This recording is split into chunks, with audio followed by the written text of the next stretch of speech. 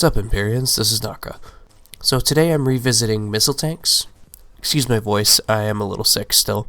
So this is a little more of an advanced tactics. I'm in domination right now. My fitting is a little bit different from the last video that I showed. Instead of having an armor plates, I have armor repairs. I'm not sure how this affects the longevity of the tank, but against a rail tank it would probably take one less shot. Now I just want to give you a heads up on this. I was rolling around with a pretty competent squad. I also had a rail tank backing me up.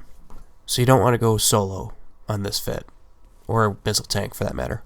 Now missiles excel at killing armor. How I killed this Gunloggi, I have no idea. I think he had maybe something going on with his fitting. That's also likely that he got shot by a rail tank, but I didn't see it. With the missile tank, it's especially important to keep moving, especially compared to the other tanks like the blaster and the railgun. A lot of the opportunities that I'm getting to surprise these tanks is that I'm getting decent intel. A lot of people are telling me exactly where these tanks are. It only takes about a volley to kill them. Now with your skills, if you were to skill it to something, go for the reload skill. That's actually really, really handy because that brings your DPS up. And the time between fights is shortened. So you can go from one tank to the next tank after, like running away. You see, I was leading my shot in front of that guy in order to hit him. Because there is travel time with missiles, it's not instantaneous like the railgun. Barring lag, of course. See, I'm halfway through reloading on this guy, and then I get him. Shoot him in the back, that's a good spot to hit, obviously. Now something pretty interesting happens here. I'm getting shot in the back, as you can see, but I can tell based on where he's shooting me that he's up in that mountain where I just killed all those other tanks, and plus they kept spamming their tanks and pushing it up to that mountain. So what I did is I went over to the side here. What I was doing was try to stay out of his line of sight, and he couldn't get himself in a good position enough to actually do some damage to me, so I actually got up close to him where the railgun apparently has like a lag and you can't shoot even though you have the reticle right on them, and it excels in close range, instant DPS. So the best tactic to use with the missile tank is to stay out of line of sight. It's not a very long range weapon, it's a very close range weapon, and you want to do circles around them and try and get them to miss their shots. Now, doing a circle or, semicircle or half circle is good too. Now, it's kind of weird though, because for hitting infantry, you can't use close range tactics on them. You have to be at medium or a longer range to actually make your missiles shoot and hit them.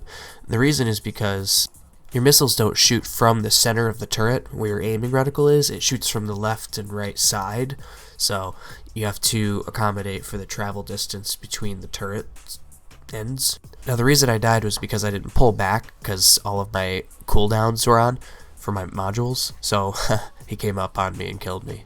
So I ended up getting him back with the railgun though. I was getting real sick of the tank spamming stuff that the enemy team was using, so I decided to make it end.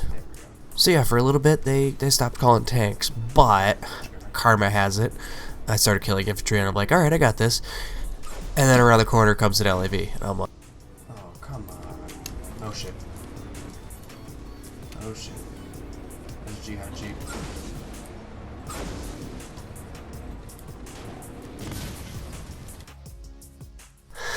So yeah, didn't work out so great for me. So towards the end of the match, I'm like, you know what, fuck it. I'm just going to go infantry. I don't really care. And I decide to push up with my advanced Logi suit. I didn't show it in the video, but basically I was putting spawn up links behind the objective to try and get the team to go to it. Plus, war points will give you some extra little, extra points, war point horn it up. Yeah, so I'm not doing very good. Yeah, I just keep dying. It's just like, death, fuck, death, fuck, death, fuck. I just keep respawning and just keep throwing clones at them, and I'm not very good at this, I must admit.